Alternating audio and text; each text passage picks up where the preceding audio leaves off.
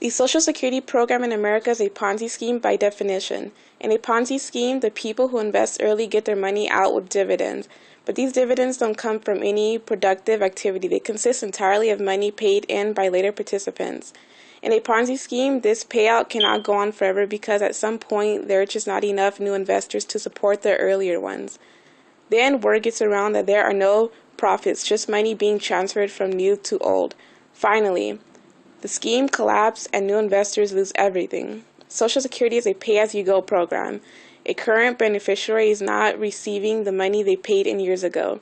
That money went to their parents' Social Security check.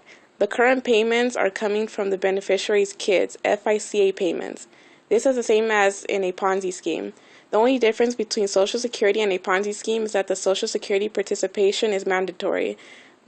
That is the only reason Social Security has not collapsed and Ponzi schemes always do. Because Social Security is mandatory. They have ensured an endless supply of new participants.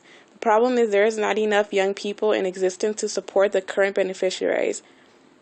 When Social Security began making payments in 1940, there were 160 workers for every senior receiving benefit.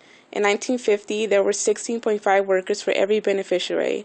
Today, there are only 3 workers, and in 20 years, there will be only 2 workers for every beneficiary.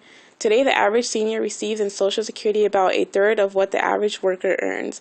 In 1940, the average worker had to pay only 0.2% to sustain the system. In 1950, the number increased to 2%.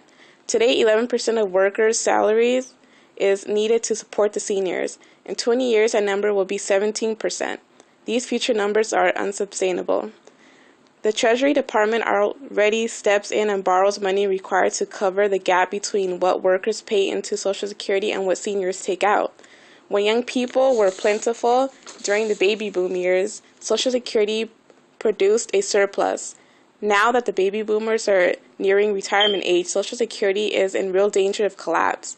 Social Security can be saved by adopting 3 new changes in the current system. The first change would be to require rich participants to provide a need analysis before receiving any payments. The second change would be to adjust downward the cost of living increases in Social Security payments.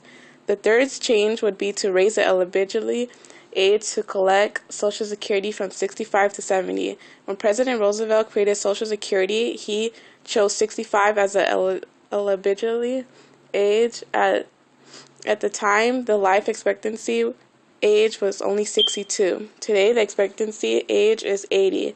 Social Security was not designed to provide 20 years of payments for recipients. This is a fatal flaw of the current Social Security system. The current Social Security system is without a doubt a Ponzi scheme.